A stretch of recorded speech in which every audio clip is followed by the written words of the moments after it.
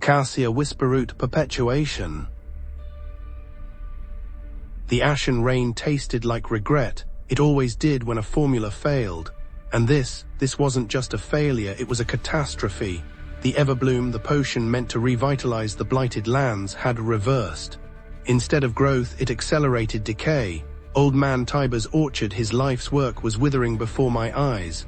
Whisperroot, he rasped, coughing up dust, you have to fix this. Before everything is lost. The weight of the dying lands settled on my shoulders, heavier than any alchemical ingredient. The recipe, it was my grandmother's. Lyra Perpetuation, they called her the Bloom Weaver before the skies turned to ash. She'd fled the Northern Territories decades ago, bringing the Everbloom formula with her, a last hope for a world succumbing to the blight. I'd always believed the stories of a missing catalyst, a rare sunstone bloom, but grandmother never spoke of why it was missing. Now, sifting through her journals, a hidden entry revealed a shocking truth. She hadn't lost the sunstone bloom. She destroyed it, fearing its power could be corrupted, used to spread the blight. Was my failure a consequence of ignoring her warning? The council demands a solution, and quickly. They see the withering lands as a threat to their power, not a tragedy. Lord Valerius, ever the opportunist, suggests a drastic measure, a containment field, sealing off the blighted areas, sacrificing entire villages.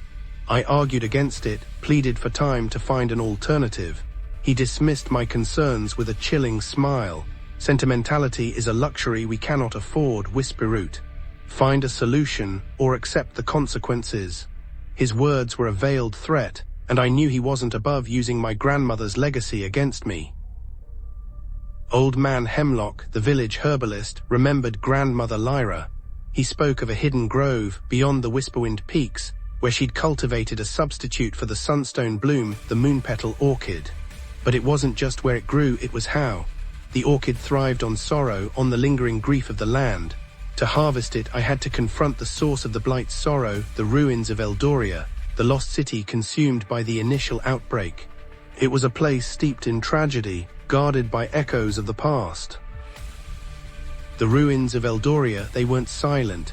Visions flooded my mind, a celebration, a betrayal, a catastrophic experiment gone wrong.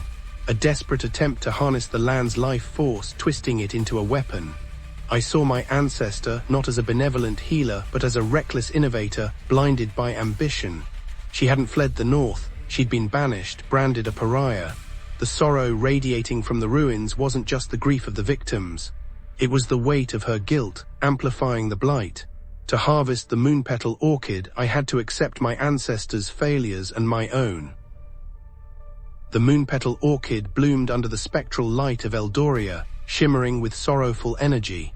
As I reached for it, a wraith materialized, the spirit of my ancestor, Lyra. She didn't attack but pleaded, warning me against repeating her mistakes. The land doesn't need salvation, Cassia, she whispered. It needs acceptance. Control is an illusion. I ignored her, driven by a desperate need to fix what she had broken. But as I harvested the orchid, a surge of energy coursed through me, revealing the truth. The Everbloom wasn't meant to cure the blight. It was meant to balance it, to allow the land to grieve, to heal at its own pace. The revised Everbloom, infused with the moonpetal orchid and tempered with acceptance, didn't restore the land to its former glory. It didn't erase the ashen skies, but it stopped the decay. The withering slowed, then ceased. New growth emerged, not vibrant and lush, but resilient, adapted to the ashen landscape.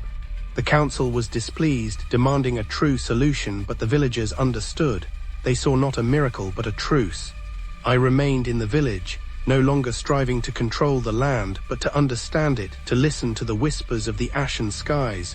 A new kind of alchemist, guided by the wisdom of those who came before.